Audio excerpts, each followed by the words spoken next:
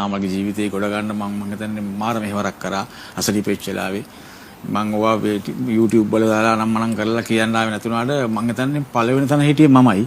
නාමල්ගේ ජීවිතේ යන්න ගියේ ගෙදර අරන් යන්න කියපු වෙලාවේ තමයි මම ડોક્ટર රාජපක්ෂ මහත්තයා කතා කරා POG මහත්තයා කතා කරලා ලියලා හිල්ම එන්න කියද්දි මම ගියේ.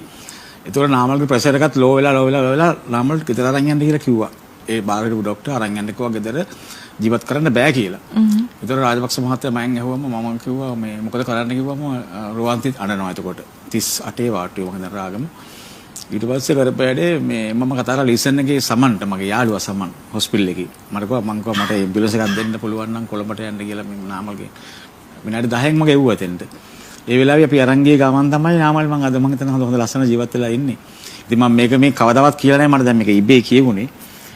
ඉතින් මම හිතන්නේ මේ මට නම් ඉතින් ඕවා ප්‍රශ්නයක් නෙමෙයි මම හැමෝටම උදව් කරනවා. නාමල්ට මම ඒ අසනීපෙල්ල ගොඩක් ළඟ හිටියා. ඉතින් එතකොට මිනිස්සුන්ට ගොඩක් වෙලාට කෙලෙහිගුණ කියන දේ අමතක වෙනවා ටක් ගාලා. ඒක මට ප්‍රශ්නයක් නෑ. මම ඒ කරපු හොඳ ඒ කොහේරි තියෙනවා මගේ. මං ඉසිදයක් කෙනෙක්ගෙන් බලාපොරොත්තුව මට මං ගැන කියපන් මාව උඩින් තියාගෙන හිටපන් කියලා මං එහෙම කියන්නේ නෑ. මං දන්නවා කවුරුත් එහෙම තියන් ඉන්නේ නෑ. ඕනම කෙනෙක් ටක් ගාලා බිමින් තියෙනවා. ඒක තමයි සාමාන්‍ය මනුස්සයෙකුගේ ස්වභාවය.